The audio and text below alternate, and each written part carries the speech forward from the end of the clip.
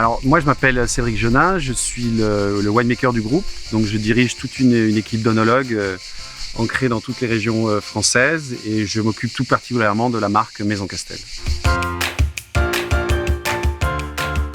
Une idée de la famille Castel de créer une gamme de vins, de cuvées élaborés avec des vignerons d'exception dans des terroirs d'exception. On est allé à la recherche de terroirs très particuliers, très singuliers, pour essayer de créer des cuvées les plus expressives possibles. Le leitmotiv réellement de ces cuvées-là, c'est l'élégance, la fraîcheur, la finesse. Valoriser le savoir-faire français, le savoir-faire des terroirs français et le faire rayonner dans le monde entier. De présenter ces produits-là dans des grands établissements, des grandes tables, des belles tables et chez des jolis cavistes aussi dans le monde entier, voilà, pour faire découvrir ce savoir-faire français à travers la Maison Castel.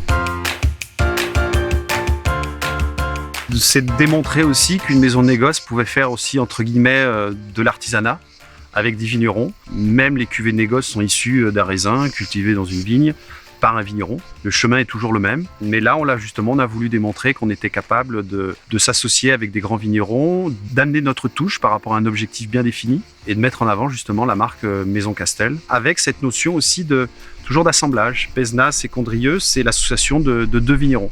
Donc cette culture aussi de l'assemblage pour atteindre notre objectif. On dit toujours que la personnalité du vigneron transpire dans leurs produits, ce qui est une réalité. Et il y a aussi la notion de terroir. Donc avant de faire le choix du vigneron, il faut essayer de comprendre ce qui transcende de son terroir et de sa personnalité. Le gros travail, c'est sur les maturités. Le raisin est un fruit et un fruit, ça se récolte mûr. C'est une visite tous les 2 jours dans toutes les parcelles, avec eux, pour déterminer avec eux la date de récolte. Un gros travail d'échange sur la vinification et entre guillemets sur les rouges, sur l'extraction. Et là, c'est 1 jour sur 2, visite chez le vigneron, dégustation, et on décide ensemble de la date de décuvaison. Et après, l'élevage, là, on est complètement autonome. On a des partenariats avec certains tonneliers, on va chercher des bois très spécifiques, avec des chauffes spécifiques, pour élever tous les cépages séparément.